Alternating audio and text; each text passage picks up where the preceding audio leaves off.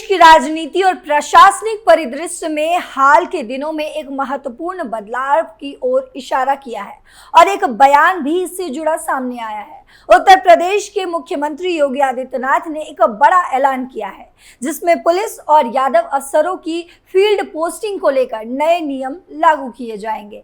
इस ऐलान ने राजनीतिक और सामाजिक हलकों में गहमा गहमी मचा दी है। आइए इस ऐलान के विभिन्न पहलुओं पर एक गहरी नजर डालते हैं और समझते हैं कि इसके संभावित प्रभाव क्या हो सकते हैं। नमस्कार, आप देख रहे हैं कैपिटल टीवी उत्तर प्रदेश में हूं आपके साथ पल्लवी सिंह। उत्तर प्रदेश में योगी का तगड़ा एक्शन मोड। अपराधियों के लिए सद्भावना एक्सप्रेस नहीं, अब चलेगी बुलेट ट्रेन। उत्तर प्रदेश में जब से योगी आदित्यनाथ ने ये ऐलान किया है तब से उत्तर प्रदेश की राजनीति में भयंकर बवाल मचा हुआ है। तो कौन से हैं वो ताकतवर एक्शन और वो दमदार एक्शन, मैं बिना देरी किए आपको बताती हूँ। ये बात विधानसभा में सीएम योगी आदित्यनाथ ने लखनऊ में बारिश के बीच लड़की से छेड़खानी की घटना पर कही थी। लेकिन इस बुलेट ट्रेन की चपेट में समाजवादी पार्टी के मुस्लिम और यादव गठजोड़ में शामिल अफसर भी आ जाएंगे, ये किसी ने नहीं सोचा था।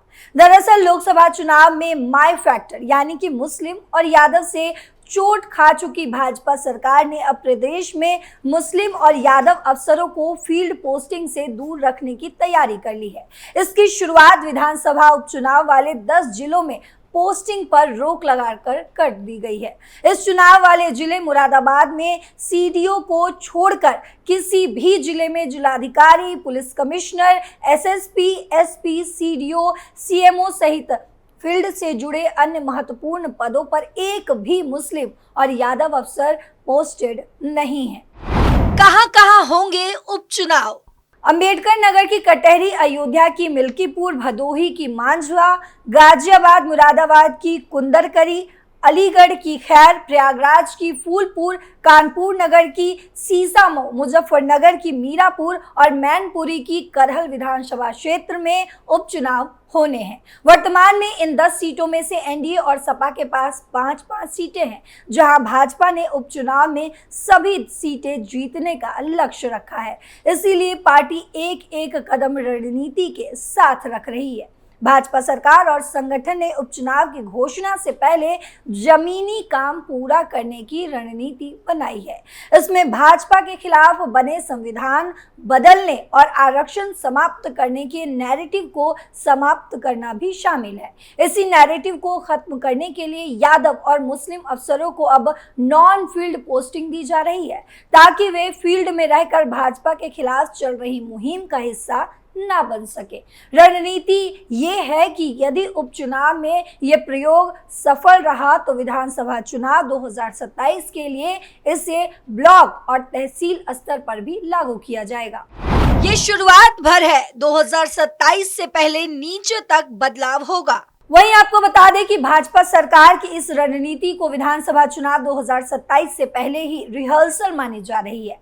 10 जिलों में जिलाधिकारी, एडीएम, एसडीएम, तहसील, पुलिस कमिश्नर, एसएसपी, एसपी और सीडीओ स्तर पर एक भी यादव और मुस्लिम अधिकारी को तैनात नहीं किया गया। इसके कुछ कारण है।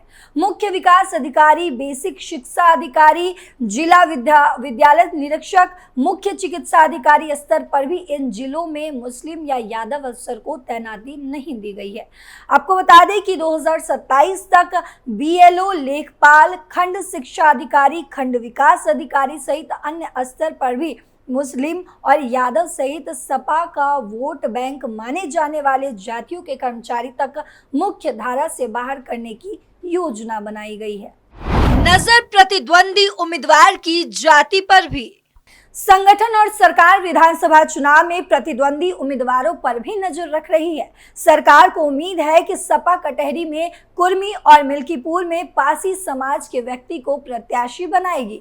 ऐसे में सरकार ने दोनों विधानसभा क्षेत्रों में लेखपाल से लेकर चुनावी व्यवस्था से जुड़े अन्य पदों पर तैनात कुर्मी और पासी जाति के कर्मचारियों को हटाना शुरू कर दिया है। यही रणनीति बाकी 8 विधानसभा क्षेत्रों में भी अपनाई जा रही है।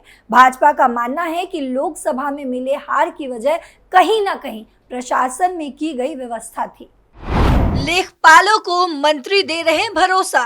बीते दिनों कटहरी के कुर्मी बिरादरी के लेखपालों ने भाजपा के विधायकों और सरकार के मंत्री से मुलाकात कर उन्हें अपना दुखड़ा सुनाया। सूत्रों के मुताबिक उन्होंने भी मदन में असमर्थता जताते हुए उपचुनाव के बाद राहत दिलाने का आश्वासन दिया।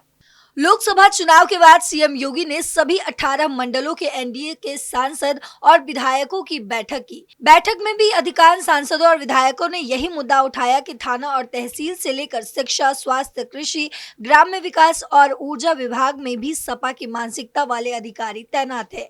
यहाँ तक आरोप लगाया गया है कि सपा के माई यानी कि मुस्लिम और यादव से जुड़े बीएलओ के लोकसभा चुनाव में मतदाता सूची में भाजपा के वोटर्स के नाम काट दिए गए हैं। सिंचाई विभाग के तबादले में कट गए नाम। वहीं सिंचाई विभाग के अधिकारी ने बताया कि विभाग की ओर से एक्सएन की तबादला सूची में कई मुस्लिम और यादव एक्सईएन की फील्ड पोस्टिंग प्रस्तावित थी, लेकिन हाई लेवल से मुस्लिम और यादव एक्सईएन के नाम हटा दिए गए हैं। विभागीय मंत्री के विशेष प्रयास की बदौलत यूपी में मथुरा सहित केवल 1-2 जिलों में ही मुस्लिम और यादव इंजीनियर को फील्ड पर पोस्टिंग मिल सकी है। सीएम योगी और अखिलेश पहले दे चुके संकेत। लखनऊ में गोमती नगर में बारिश के बीच एक युवक और युवती के साथ कुछ असामाजिक तत्वों ने बदसलूकी की। मामले में सबसे पहले पकड़े गए आरोपी मुस्लिम और यादव ही निकले। सीएम योगी ने 1 अगस्त को विधानसभा में दोनों आरोपी पवन यादव और मोहम्मद अरबाज का नाम लेते हुए कहा कि इनके लिए सद्भावना ट्रेन नहीं, बुलेट ट्रेन चलेगी। जानकार मानते हैं कि सीएम योगी ने सदन से जनता को माई फैक्टर यानी कि मुस्लिम और यादव के खिलाफ संदेश दिया था। योगी के बयान के बाद समाजवादी पार्टी के अध्यक्ष अखिलेश यादव ने प्रेस कॉन्फ्रेंस में कहा कि अभी सुनने में आ रहा है कि कौन अधिकारी कहां पोस्ट होगा, कौन कौन रहेगा, पुलिस का कर्मचारी, सिपाही कौन कहां रहेगा, इसकी तैयारी चल रही है। उन्होंने आरोप लगाया था कि इसीलिए हो रहा है क्योंकि भाजपा सरकार ने आरक्षण के साथ खिलवाड़ किया है। संजय निषाद का भी यही दर्द। वहीं योगी सरकार में सहयोगी निषाद पार्टी के अध्यक्ष संजय निषाद भी समय समय पर यही दर्द बयां करते हैं। दरअसल संजय निषाद खुले तौर पर कहते हैं कि शासन, पुलिस और जिलों के प्रशासन में विपक्ष की मानसिकता वाले अधिकारी बैठे हैं।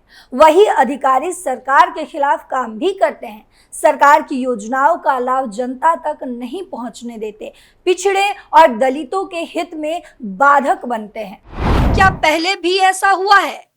बेसिक शिक्षा परिषद के स्कूलों में करीब 1.35 लाख शिक्षा मित्र हैं। शिक्षा मित्र मानदेय बढ़ाने सहित अन्य मांगे पूरी नहीं होने से सरकार से खफा हैं। सरकार को अंदाजा हो गया था कि शिक्षा मित्र विधानसभा चुनाव 2022 और लोकसभा चुनाव 2024 में नुकसान पहुंचा सकते हैं। इसी के चलते दोनों चुनावों में शिक्षा मित्रों को मतदान दल में शामिल नहीं किया गया है। अधिकांश जगह शिक्षा मित्रों को बीएलओ पद से भी हटा दिया गया है। अखिलेश का पलटवार। योगी आदित्यनाथ के सलाम के बाद अखिलेश यादव ने एक्स पर लिखा है कि जब उपचुनावों में भी बीजेपी को हराने के लिए जनता फील्ड में उतर चुकी है तो बीजेपी कुछ अधिकारियों को हटाने का कितना भी शासकीय प्रशासकीय नाटक कर ले, कोई उनको पराजय से रोक नहीं सकता। देखना यह भी है कि इनकी जगह जो अफसर आएंगे उनकी निष्पक्षता पर मोहर कौन लगाएगा। सपा अध्यक्ष ने आगे ये भी लिखा कि बीजेपी उपचुनावों में अपनी 10 की 10 सीटों की हार के अपमान से बचने के बहाने ना ढूंढे। अगर बीजेपी जन विरोधी नहीं होती तो आज ये दिन नहीं देखने पड़ते। महंगाई, बेरोजगारी, पुलिस भर्ती, नीट परीक्षा, महिला सुरक्षा, संविधान और आरक्षण की रक्षा, नजूल भूमि जैसे मुद्दों से लड़ने के लिए बीजेपी कब और किसे नियुक्त करेगी। सपा प्रमुख ने कहा कि कुछ विशेष अधिकारियों को चुनावी जिम्मेदारी से हटाने की बात कहकर भाजपाइयों ने ये बात स्वीकार कर ली है कि उनकी सरकार में शायद कुछ चुनावी घपले अधिकारियों के स्तर पर होते हैं। ये बीजेपी की अपनी सरकार के साथ ही साथ चुनाव आयोग के ऊपर भी चुनाव आयोग स्वतः संज्ञान ले। यानी कि कुल मिलाकर अगर देखा जाए तो लगातार योगी आदित्यनाथ के इस एक्शन पर अखिलेश यादव हमलावर नजर आ रहे हैं। तो आपको क्या लगता है कि इस हमले के पीछे अखिलेश यादव का क्या स्ट्रेटजी रहा होगा? दरअसल योगी सरकार ने मुस्लिम और यादव अफसरों को फील्ड पोस्टिंग से दूर रखने की तैयारी कर ली है। इसकी शुरुआत विधानसभा की 10 सीटों पर होने वाले उपचुनाव से की जा रही है।